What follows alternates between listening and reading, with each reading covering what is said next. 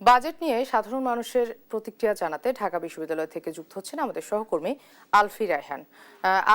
আলফি, বাজেট নিয়ে কি বলছেন সাধারণ মানুষ, বিস্তারিত আমাদেরকে জানাবেন।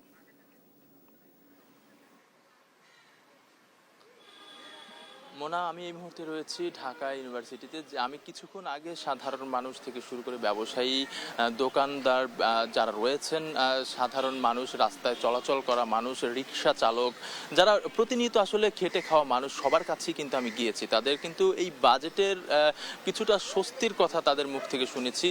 যেই খাতে আসলে সরকার এবার বেশি বরাদ্দ রেখেছে এবং যেই খাতে সরকার বেশি গুরুত্ব দিয়েছে, সেই জায়গাগুলোতে আসলে স্বস্তির কথাই বলছেন এখানকার সাধারণ মানুষ থেকে শুরু করে ব্যবসায়ীরা সবাই। কিন্তু সেই তাদের বাজেট কতটুকু বাস্তবায়ন হবে সেই ব্যাপারটি কিন্তু আসলে তারা এখনো সংশয় রয়েছে। সেই ব্যাপারটি নিয়ে আমরা বেশ কয়েকজনের সাথে কথা বলেছি। কেউ বলেছে যে বাজেট ঘোষণা হওয়ার পর পর্যন্তই সীমাবদ্ধ থাকে, সেটা আসলে মাঠ পর্যায়ে সাধারণ মানুষের সেই জিনিসটা সুফল পায় না। আবার কেউ বলেছেন যে সিন্ডিকেট শুরু হয়ে যায় বাজেটের ফলে, কারণ বাজেটে কিছু দাম বাড়ালে সিন্ডিকেটের ফলে তার দাম আরো কয়েক গুণ বেড়ে যায়, এমনটি কিন্তু আমাদেরকে জানিয়েছে।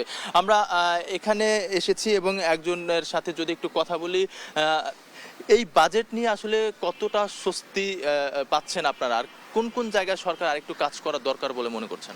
দেখুন, আমাদের দেশ এবং জনগণের স্বার্থ সংশ্লিষ্ট কোনো ব্যাপারে যদি কথা বলতে হয়, তাহলে আমাদের প্রথমেই এটা মনে রাখতে হয় যে আমরা একটি গণ অভ্যুত্থান পরবর্তী অবস্থায় আছি। তো এই সময় আসলে আমাদের প্রত্যাশা অনেক বেশি, আর সেই প্রত্যাশা আসলে সরকার কতটুকু পূরণ করবেন সেটা আসলে তার কাজের মধ্য দিয়ে দেখা যাবে। তো এই বাজেট পরবর্তী সময় আমরা এটুকু বলতে পারি যে আমাদের সরকারের কাছে প্রত্যাশা ঠিক ততটুকুই যতটুকু আমাদের অধিকার, এবং আমরা মনে করি যে সেই অধিকার আসলে রাষ্ট্রের তরফ থেকে আমাদের বুঝিয়ে দেওয়া হবে। এখন যদি আমরা বলি যে আসলে এই যে বাজেট হয়েছে, আমরা দেখি বিগত সময়েও যখন এখানে ফ্যাসিস্ট আওয়ামী লীগ সরকারের তাদের গভর্নমেন্ট যখন বাজেট আমাদের উদ্দেশ্যে ডিক্লেয়ার করেছেন, তখন আমরা দেখেছি যে সেখানে শিক্ষা খাত সহ সামরিক খাত ইত্যাদি নানান খাতে তারাও তাদের বিরাট এক অংশের বাজেট তারা দিয়েছেন, কিন্তু সেগুলো আসলে বাস্তবায়ন হয়নি। তো বাজেট আসলে সরকারিভাবে এখানে ঘোষণা করতেই পারেন। এই সরকারের বাজেট কতটুকু প্রত্যাশা আছে আসলে বাজেট করতে পারে, তারা বাস্তবায়ন করতে পারে? দেখুন, অভ্যুত্থানের পরে অনেক কিছু বাস্তবায়িত হওয়ার কথা ছিল, আমরা সেরকম সরকারের তরফ থেকে আসলে বাস্তবায়ন তেমন কিছু দেখিনি। আমরা অন্তর্বর্তীকালীন সরকারের কাছ থেকেও আমরা সেরকম আশানুরূপ কিছুই পাইনি। আমরা যদি দেখি যে আমি তো একজন শিক্ষার্থী, ফলে আমি শিক্ষা বিষয়ক যদি কথা বলি, তাহলে এখানে বলতে হয় যে করোনা পরিস্থিতিকালীন সময়ে এখানে অনেকগুলো প্রাথমিক স্কুল কলেজ সেগুলো বন্ধ হয়ে গিয়েছে, কিন্তু দেখুন সেগুলো চালু করার কি কোনো উদ্যোগ এখানে নেওয়া হয়েছে? আমার চোখে কিন্তু পড়েনি।